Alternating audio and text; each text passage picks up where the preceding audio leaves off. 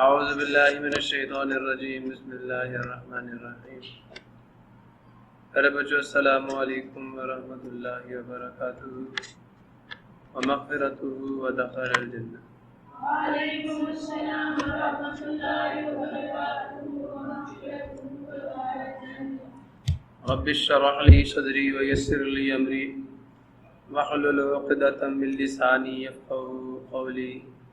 رب زدنی علما رب زدنی علما رب زدنی علما. اللهم انی اسألک علما نافعا ورزقا طیبا وعملا متقبلا. اللهم علمنی الکتاب والحساب. اللهم ذکرنی منه ما نسیت وعلمنی منه ما جہلت. اللهم خذ بیدی. پر بچوں آج ہم لوگ physics 9th class chapter number 1 کا لیکچر نمبر 7 سٹارٹ کرنے جا رہے ہیں. اور آج کے اس لیکچر میں ہم لوگ فرسٹ آف آل تو ریکال کریں گے اس سارے کام کو جو ہم پریویس لیکچرز میں کر چکے. تو بھائیو پریویس لیکچرز میں آپ لوگوں نے فزکس کی برانچز کو اسٹڈی کیا، ان پہ ڈسکشن کی. تو پہلا تھا میکینکس، دوسرا ہیٹ، تیسرا ساؤنڈ، چوتھا آپٹکس یا لائٹ، پانچواں الیکٹریسٹی یا میگنیٹزم، چھٹا اٹامک فزکس. آج انشاءاللہ ہم لوگ بات کریں گے نیوکلیئر فزکس. اس کی بات کریں گے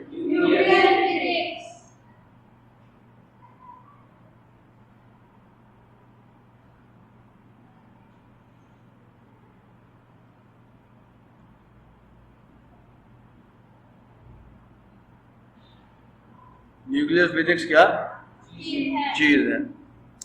سو بیٹے ساتھ ساتھ اس کو بک سے بھی دیکھتے چلتے ہیں کہ بک کے اوپر کیا لکھا ہوا ہے، تاکہ آپ لوگوں کو بعد میں کوئی کسی قسم کی پریشانی یا مسئلہ نہ ہو. تو بک کے اوپر جو ڈیفینیشن دی ہوئی ہے نیوکلیئر فزکس کی وہ یہ ہے کہ it is the study of یا it deals with the properties and behaviour of nuclei and the particles within the nuclei. اس کو ہم یوں بھی لکھ سکتے ہیں دا اسٹڈی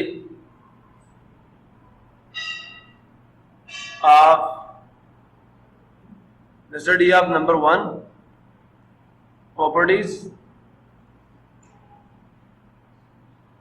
and نمبر 2 کیا behavior.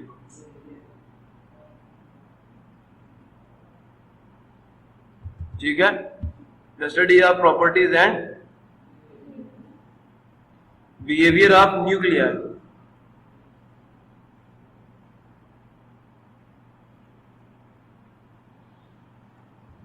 ٹھیک ہے، یہ the properties of nuclei and behavior of study of properties of number 2 behavior of nuclei اور number 3 particles within the nuclei. اب پراپرٹیز کہتے ہیں خصوصیات کو، خوبیوں کو. آپ نیوکلیا، یہ جمع ہے کس کی؟ نیوکلیس کی. کس کی جمع؟ یہ نیوکلیس کی جمع. اور میں آپ کو بتا چکا ہوں کہ ایٹم کے کتنے حصے ہوتے ہیں؟ 2 حصے. ایک کو آؤٹر پارٹ یا شیل کہتے ہیں یا آربٹ کہتے ہیں، اور ایک کو انر پارٹ یا نیوکلیس کہتے ہیں. ٹھیک ہے، یہ جو نیوکلیس ہے اس کے اندر پروٹونز ہوتے ہیں اور نیوٹرونز ہوتے ہیں، اور یہ جو شیلز ہیں ان کے اندر کیا ہوتے ہیں؟ الیکٹرونز. کلیئر ہو گیا مسئلہ کسی کو؟ اب انہوں نے یہ کہا پراپرٹیز آف نیوکلیا، نیوکلیس کی خصوصیات کا مطالعہ کرتے ہیں. نیوکلیس کی اور پھر نیوکلیس کے بیہیویئر کا، اس کے رویے کا. نیوکلیس کا کیا بیہیویئر ہے؟ بعض اوقات ایک بڑا نیوکلیس ٹوٹ کر دو چھوٹے نیوکلیس بنا دیتا ہے، جس کو ہم فشن ری ایکشن کہتے ہیں. کیا کہتے ہیں؟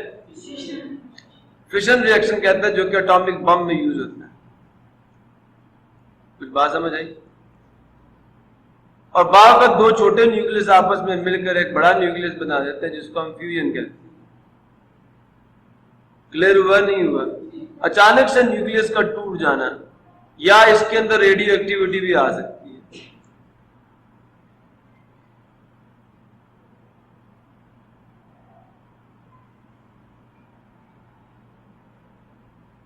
ٹھیک ہے بھائی، سمجھ آیا؟ پھر جی particles within the nucleus, تو میں بتا چکا ہوں کہ نیوکلیس جو ہے اس کے اسٹرکچر میں دو طرح کے پارٹیکلز یوز ہو رہے ہیں.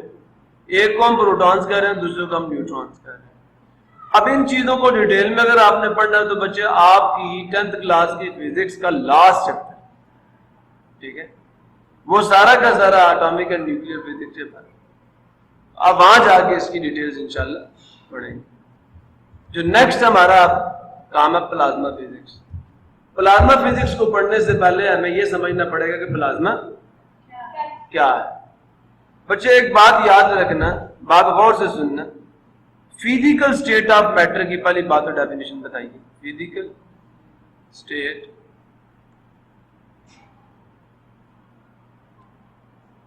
آف میٹر کیا مطلب ہے؟ مادے کی، میٹر کہتے ہیں کس کو؟ مادے کو. مادے کی طبیعی حالت. کون سی حالت؟ مادے کی کون سی حالت؟ طبیعی حالت. ٹھیک ہے، کیا ہوتی ہے مادے کی طبیعی حالت؟ کیسے ڈیفائن کریں گے؟ تو غور سے سن لیں. The specific form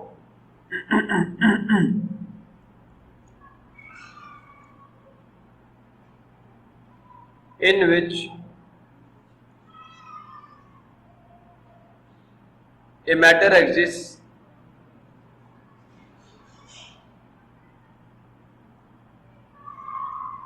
at a particular temperature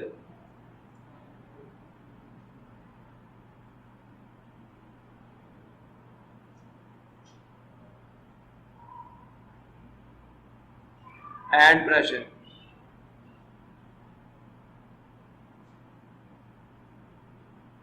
Is called physical state of matter.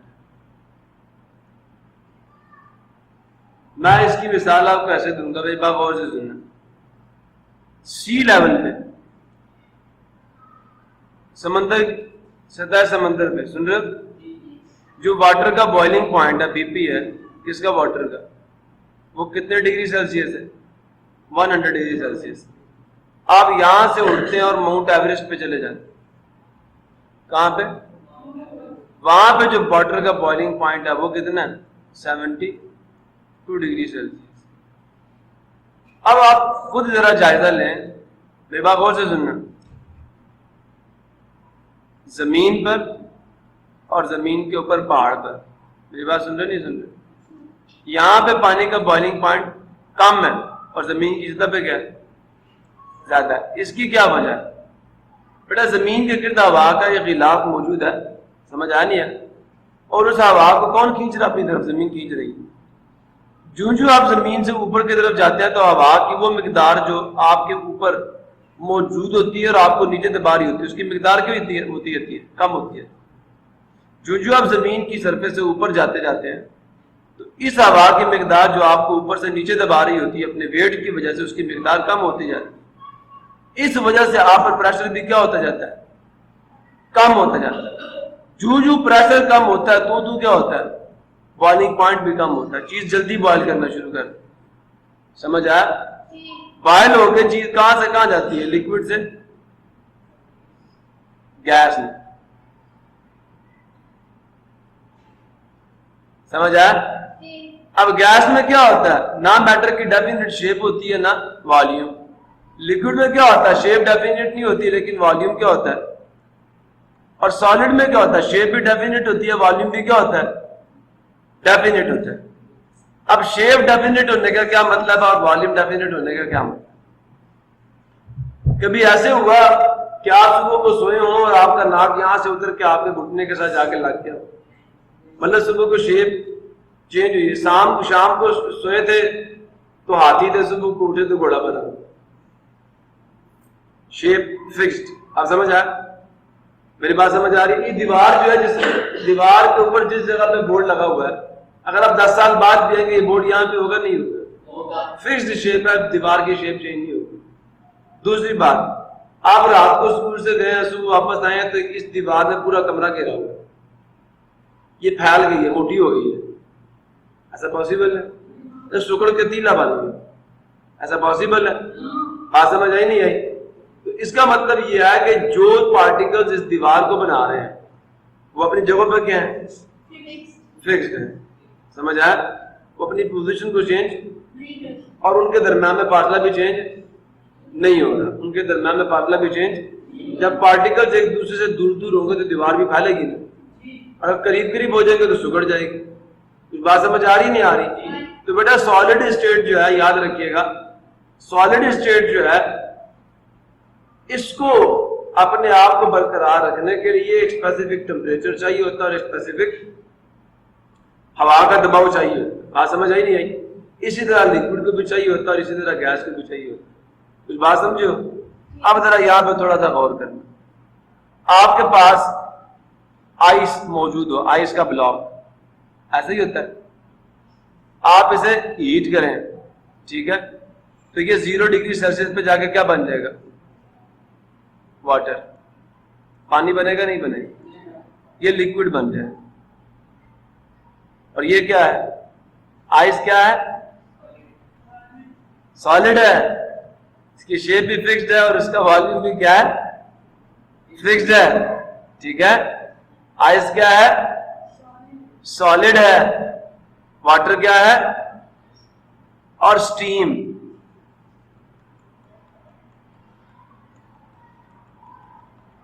Steam کیا ہوتی ہے؟ گیس ہوتی ہے. یہ گیس ہے. ٹھیک ہے، سمجھ رہے ہو؟ سٹیم کے بعد جب آپ کسی چیز کو ہیٹ کرتے تو پھر کیا بنتا ہے؟ پھر آئنز الیکٹرون الگ ہو جاتے ہیں اور الیکٹرونز، آئنز اور الیکٹرونز کیا جاتے ہیں؟ الگ ہو جاتے ہیں ایک دوسرے سے. کلیئر ہوا نہیں ہوا؟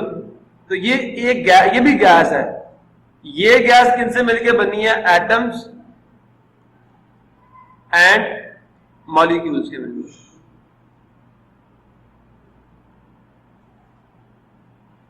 اور یہ گیس کن کے ملنے سے بنی ہے؟ آئنز. اس میں ایٹمز پورے نہیں ہیں، ایٹمز نے اپنے الیکٹران چھوڑ دیے ہیں. یہ ions and electrons plus atoms, کچھ ایٹمز بھی ہوں گے سے مل کے بنی ہے. اس کو کہتے ہیں پلازما. لاوا کبھی دیکھا؟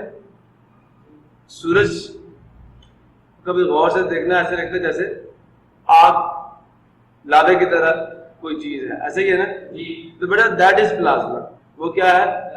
سورج پلازما اسٹیٹ میں ہے. ٹھیک ہے، بات سمجھ آئی نہیں آئی؟ برف کے اندر پانی کے مالیکیولز کس فارم میں تھے؟ H2O کی فارم. آپ نے ہیٹ اپ کیا تو کیا بن گیا؟ لیکوڈ بن گیا. ٹھیک ہے، ادھر شیپ بھی فکس تھی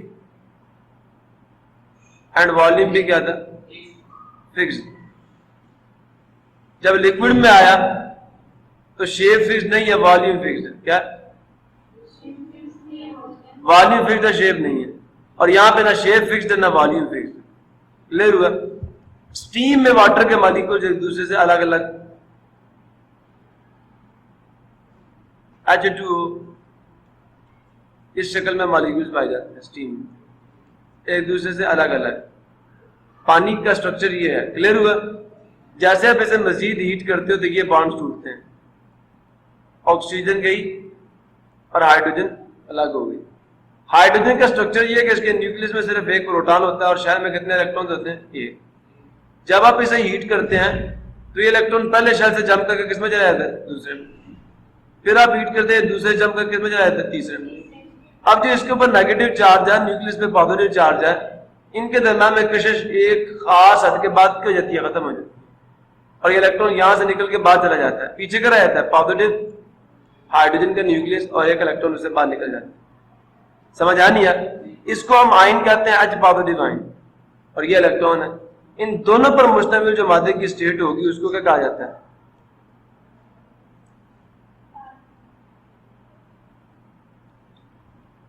گرم کرنے سے بڑھے. کلیئر ہوا؟ ایٹمز کے الیکٹرانز الگ ہو جائیں گے, نیوکلیس سے الگ ہو جائیں گے. اس اسٹیٹ کو, اس گیشیس اسٹیٹ کو ہم کہتے ہیں پلازما. ابھی بھی بات سمجھ نہیں ہے دوبارہ؟ ٹھیک ہے. اب بیٹا آپ لوگوں نے فزکس کی وہ برانچ جس کے اندر پلازما کی پروڈکشن کے بارے میں پڑھنا ہے کہ پلازما بنتا کیسے ہے, اور دوسری بات پلازما کی پراپرٹیز کے بارے میں پڑھنا ہے, اسے ہم پلازما فزکس کہتے ہیں. نہیں بات سمجھ آئی؟ فزکس کی وہ برانچ جس میں آپ لوگ کس کے بارے میں پڑھتے ہیں؟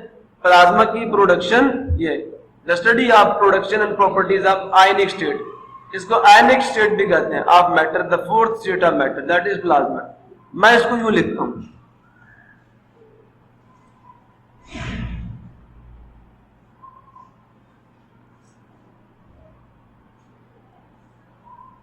the study of number 1 production of plasma. بنتا کیسے ہے. Number 2 properties of is called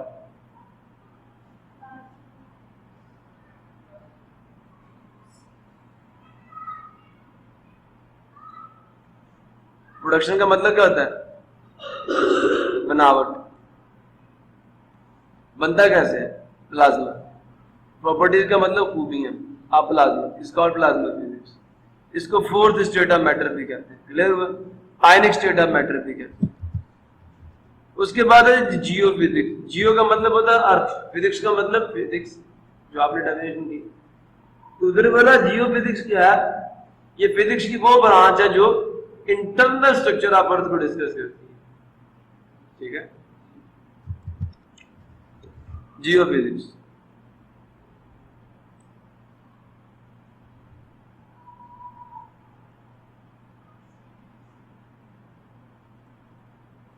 the study of internal کا مطلب اندرونی.